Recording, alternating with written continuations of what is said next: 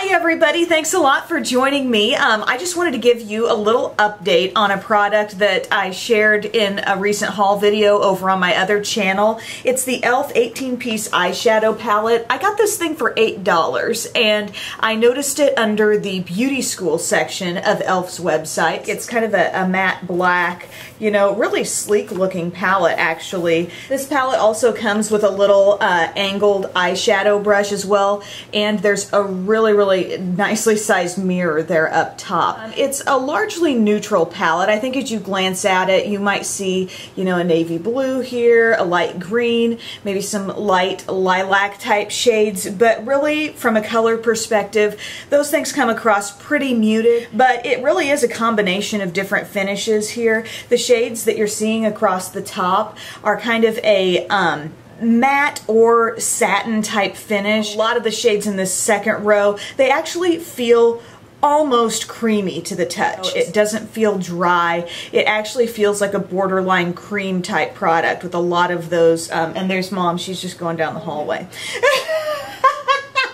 And then the bottom row, with the exception of a couple shades, you've got a lot of those creamy textures as well. And something that's interesting about the mid-tone shades that have shimmer in this palette, and you'll see them when I show these swatches here, when they're not directly hitting the light, they can look a whole lot darker. And then, you know, when they are in direct light, all that shine really comes through. You should be aware that some of the shades on top, some of those kind of matte satin finishes, do come across a little bit softer than I would like.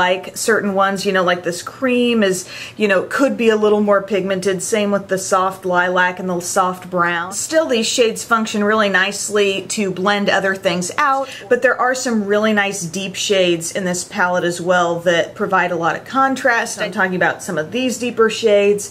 There's a shade right down in the corner of the palette that I love using. It kind of looks like a plummy brown, and it's really handy. I've used that in a lot of looks I've done with this palette. I don't encounter much fallout at all. There may be just a couple of isolated shades here, like this one down in the bottom corner, this pink one. The shades that have just the slightest bit of sparkle in them but aren't, you know, all out metallic and aren't all out matte, they're kind of in the middle. Those seem to give me just a teeny bit, but compared to lots of different shadows that I use, it's still not a big problem. And I do want to show you these shades in action. I put a little primer on my eyelids, and then I took the ivory kind of cream shade and just put that around my innermost corner. I patted the soft lilac shade all over my lid. Then I took a fluffier brush in my crease and I used that shade that I've described as like a plummy brown just to deepen things up there. I went up to the satiny matte finish lilac color and I just applied that on the border of my deepest shade. As my highlight, I went back to that light cream color and applied it right up under the brow. Then I just did a couple liner steps. I used some liquid liner across the upper lash line. I did some nude liner on the lower inner rim. Then I took a matte brown from this palette and I just applied that to kind of connect things up to my winged liner there on the outer corner of the lower lash line.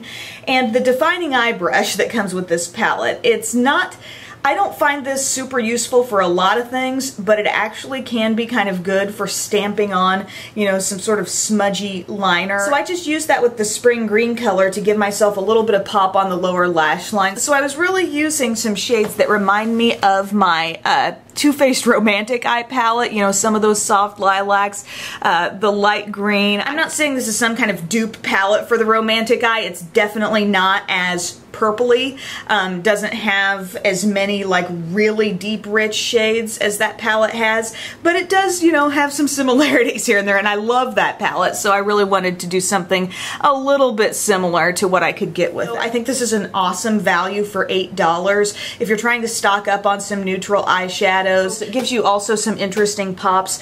I should have stressed how much I love this rose gold shade there in the bottom, and also this color right here. Very interesting, like taupey shade with a little bit of like mauve copperish stuff going on there. It's really interesting. When it's not hitting the light, it looks so much darker, and then it just has this beautiful sheen when the light touches it. So you'll find some interesting little hidden gems within this palette if you pick it up, I think. So thank you guys so much for taking time to watch this review, and I will see you again next time. Bye!